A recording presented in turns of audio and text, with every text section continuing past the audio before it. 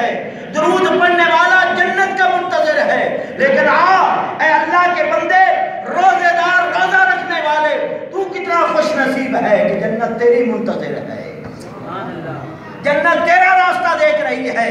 کیا مجھے صبح سے شام تک بھوک اور پیاس میں رہنے والے، تو کتنا خوش نصیب ہے کہ جنت تیری انتظار کر رہی ہے۔ بلکہ حقیقت یہی نہیں کہ بلکہ حدیث قدسی ہے، آقا علیہ السلام نے فرمایا صوم لی وانا اجزی بہ، مشکاہ شریف کی حدیث مبارکہ ہے کہ روزہ میرے لیے ہے اور روزے کی جزا میں خود دوں گا۔ روزے کی جزا دینے والا خدا ہے۔ تیرے کرم سے بے نیاز کون سی شے ملی نہیں، یا اللہ تیرے کرم سے بے نیاز کون سی شے ملی نہیں، جھولی ہی میری تنگ سی تیرے ہاتھوں کبھی نہیں۔ ارے وہ دینے والا تو دیتا ہے، ہر وقت اس کی رحمت کے دروازے کھلے ہیں، جنت کے دروازے کھلے ہیں۔ کیا میرے بندے مانگ لے جو مانگنا چاہتا ہے؟ بتا بندہ ہی کتنا بد نصیب ہے کہ یکم رمضان سے لے کر اللہ کے دروازے، جنت کے دروازے رب نے کھول دیے ہیں، اب بھی رب کو راضی کر کے جنت نہ حاصل کر سکے، رب کو راضی کر کے جنت میں مقام نہ لے سکے، اس سے بڑا بد نصیب کون ہو سکتا ہے؟ سرکار دو عالم صلی اللہ علیہ وسلم نے فرمایا رمضان المبارک میں شرکس شیطان، شیاطین قید کر لیے جاتے ہیں، وہ رمضان المبارک ان کی برائیوں کی طرف لے جانا نہیں چاہتے۔ شیطان کبھی کسی کو برائی کی طرف رمضان المبارک میں نہیں لے جا سکتا، جن کی طرف خیر رمضان میں وہ لے جاتا تھا۔ تو پتہ چلا رمضان المبارک میں شیاطین تو جھگڑے جاتے ہیں، قید ہو جاتے ہیں، پھر بندہ خود ہی شیطان بن جاتا ہے، کیوں نہیں نماز پڑھنے آتا؟ اگر اس کا دل اللہ کی بارگاہ میں جھک جائے، رب کے ذکر کے لیے، رب کے رسول کے ذکر کے لیے جھک جائے، تو لوگوں سن لو، پھر بھی اس کا دل کڑوٹ بنتا ہے تو اللہ کا ذکر کرتا ہے، جاگتا ہے تو اللہ کا ذکر کرتا ہے، بیٹھتا ہے تو اللہ کا ذکر کرتا ہے، کیونکہ اس کے دل کے اندر خدا کی محبت جاگتی ہے، خدا کا ذکر جاگتا ہے۔ پانچویں بار بنایا رمضان المبارک کی آخری رات میں اللہ تعالیٰ سارے گناہگار جو رب کی عبادت کرتے رہے رب میں بخش دیتا ہے۔ یہ ماہ رمضان المبارک کی فضیلت ہے، یہ ماہ رمضان المبارک کا اجر ہے۔ حضرت سعید خدری رضی اللہ عنہ روایت کرتے ہیں کہ آقا علیہ السلام نے فرمایا رمضان المبارک کی ہر شب میں اللہ تعالیٰ جہنمی لوگوں کو اس سے آزاد کر دیتا ہے، جہنم سے، صرف بندوں کی عبادت کی وجہ سے، بندوں کے ذکر کی وجہ سے۔ اللہ تعالیٰ صبر کرنے والوں کے ساتھ ہوتا ہے، جو صبح سے لے کر شام تک صبر کرتے ہیں۔ اور صبر کون سا ہے؟ بھوک اور پیاس کا صبر۔ یاد رکھیں، صرف منہ کو بند کر لینا، پانی نہ پینا، کھانا نہ کھانا، اس کو روزہ نہیں کہتے۔ سر کے بال سے لے کر پاؤں کے ناخن تک سارا جسم روزے میں شامل ہونا ضروری ہے اللہ کی رضا کے لیے۔ اس میں آنکھوں کا بھی روزہ ہے، کانوں کا بھی روزہ ہے، زبان کا بھی روزہ ہے، ہاتھ کا بھی روزہ ہے، پاؤں کا بھی روزہ ہے، اس لیے کہ آنکھوں سے کوئی غلط کام نہ دیکھے، زبان سے کوئی غلط بات گفتگو نہ کرے، کانوں سے کوئی غلط آواز نہ سنے۔ روزے دار ایسا روزے دار پھر رب کی بارگاہ میں ایسے قبول ہوتا ہے، افطاری کے وقت وہ ہاتھ اٹھاتا ہے، ہاتھ اس کے بعد میں اٹھتے رب پہلے قبول کر لیتا ہے۔ یہ مقام، یہ فضیلت، یہ درجہ کیوں عطا کیا گیا؟ صرف روزے دار کو عطا کیا گیا۔ ماہ رمضان المبارک کی فضیلت میں اس لیے اس کو عطا کیا گیا۔ یہ ماہ رمضان المبارک کا وہ عظمت والا مہینہ ہے، وہ شان والا مہینہ ہے، جس کے تیسرے روزے کو حضرت فاطمہ الزہرا رضی اللہ تعالیٰ کا یوم وصال بھی ہے۔ حضرت فاطمہ رضی اللہ تعالیٰ کا یوم وصال، وہ فاطمہ جو جنگی عورتوں کی سردار ہے، وہ فاطمہ جو امام حسن امام حسین کی والدہ ہے، وہ فاطمہ جو علی المرتضیٰ کی زوجہ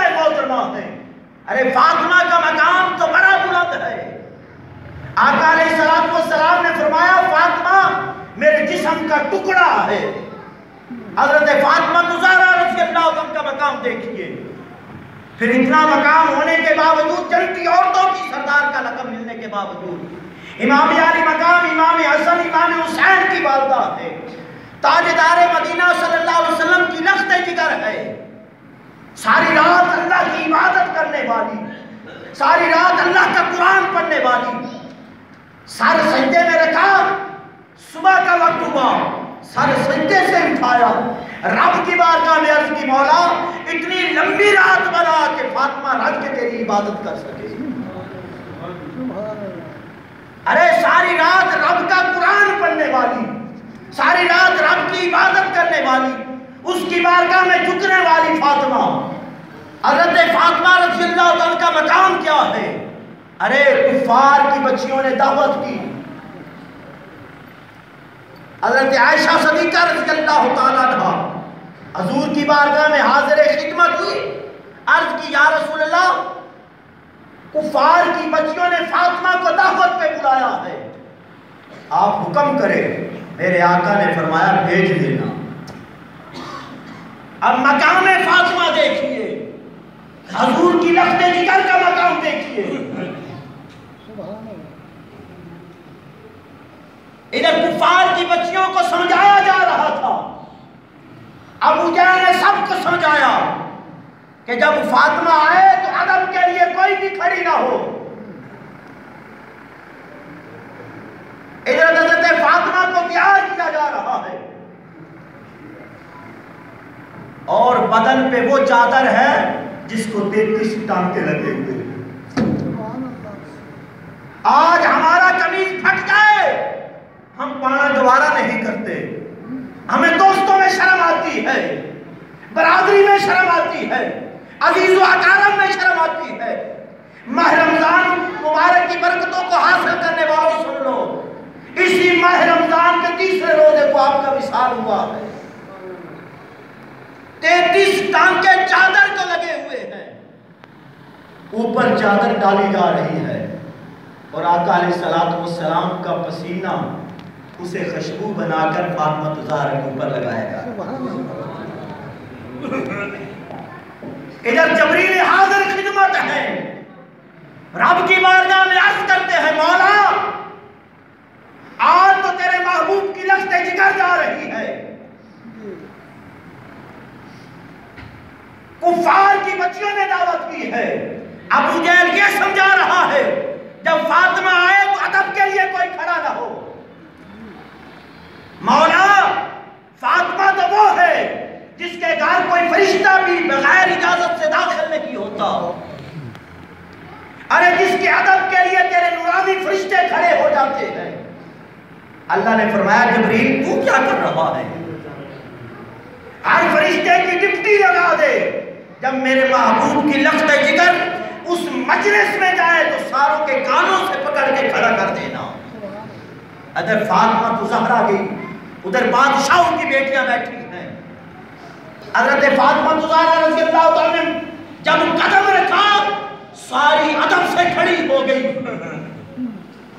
سب نے بڑی بڑی خوشبوئیں لگائی ہوئی تھی، جب فاطمہ زہرا وہاں پہنچی تو کسی کی خوشبو نظر نہ آنے لگی، کسی کی خوشبو محسوس نہ ہونے لگی، فاطمہ زہرا کی خوشبو ہر طرف پھیل گئی۔ ارے وہ بادشاہوں کی بچیاں تھیں، مکے کے سرداروں کی بچیاں تھیں، فاطمہ سے پوچھتی ہیں اے فاطمہ یہ تو بتاؤ ہم نے اتنی خوشبوئیں لگائی لیکن جب تم حاضر ہوئی تو تیری خوشبو ہماری خوشبوؤں سے بڑھ گئی، وجہ کیا ہے؟ آپ نے فرمایا میں کوئی خوشبو لگا کر نہیں آئی، اوپر چادر وہ ہے جس کو 33 ٹانکے لگے ہوئے ہیں۔ ارے ان کی نظریں چادر پر نہ پڑی، فاطمہ کی خوشبو کی طرف گئی، ارے وہ سوچنے پر مجبور ہو گئی، ارے وہ کیا دیکھ سکتی تھی؟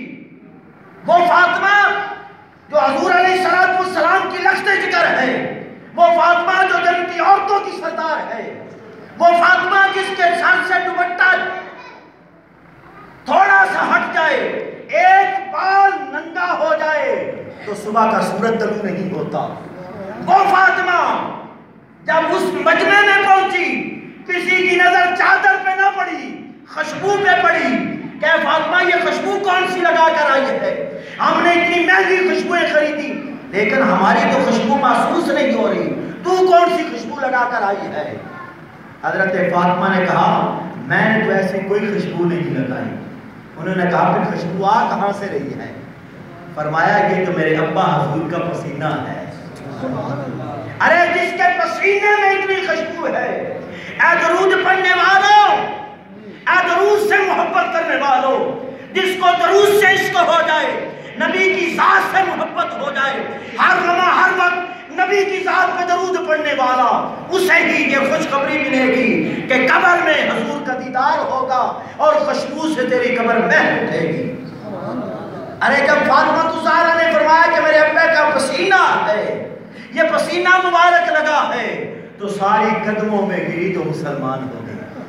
کہا جس کے باپ کے پسینے کی اتنی خوشبو ہے، اس باپ کی اپنی کتنی خوشبو ہوگی۔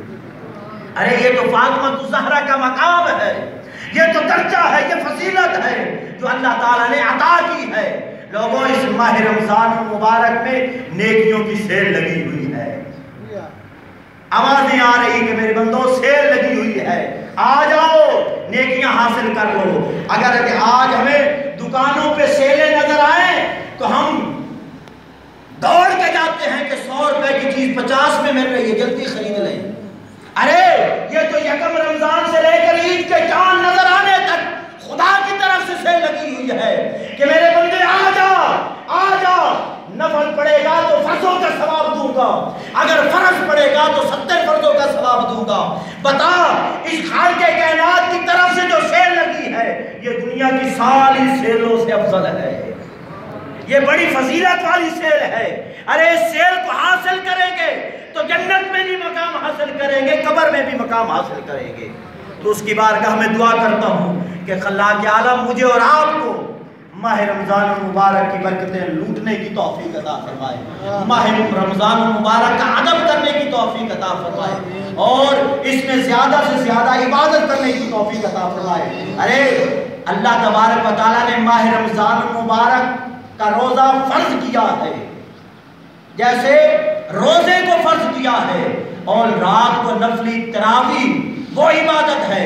سوچئے ایک نفل پڑھنے سے فرض کا ثواب ملتا ہے، رات کو فرضوں کا ثواب لینے کے لیے اللہ کا قرآن بھی سنا کرے اور نماز تراویح بھی پڑھا کرے۔